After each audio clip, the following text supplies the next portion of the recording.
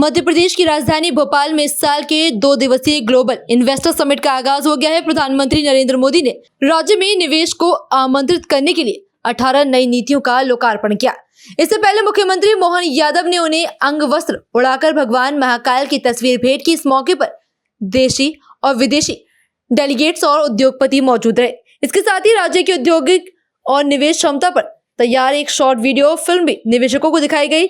प्रदेश की औद्योगिक संभावनाओं पर केंद्रित लघु फिल्म मध्य प्रदेश अनंत संभावनाओं का प्रदर्शन किया गया। इसके प्रधानमंत्री मोदी के नेतृत्व और मार्गदर्शन में विश्व की प्रमुख अर्थव्यवस्था के रूप में उभरते भारत पर केंद्रित लघु फिल्म इंडिया ग्रोथ स्टोरी का भी प्रदर्शन भी किया गया। इस अवसर पर प्रधानमंत्री मोदी ने कहा कि वो बच्चों की परीक्षा के कारण यहाँ देरी से पहुंचे।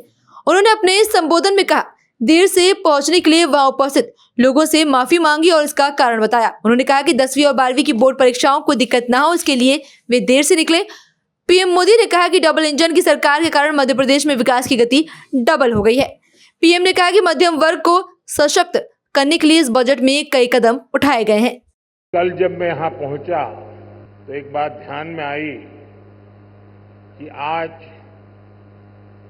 10वीं और 12वीं के छात्रों की एग्जाम है और उसका समय और मेरा राजभवन से निकलने का समय क्लैश हो रहा था और उसके कारण संभावना थी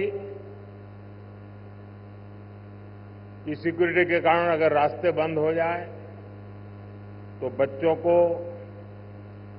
एग्जाम देने के लिए जाने में कठिनाई हो जाए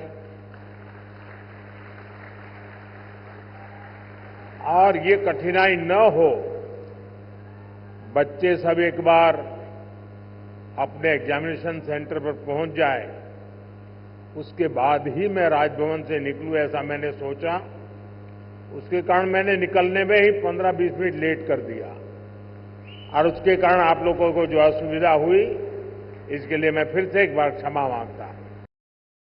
एमपी में डबल इंजन सरकार बनने के बाद विकास की गति भी जैसे डबल हो गई है।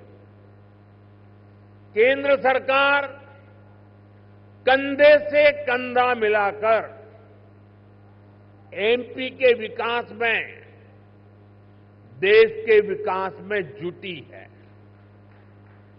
चुनाव के समय मैंने कहा था कि अपने तीसरे टर्म में हम 3 गुना तेजी से काम करेंगे।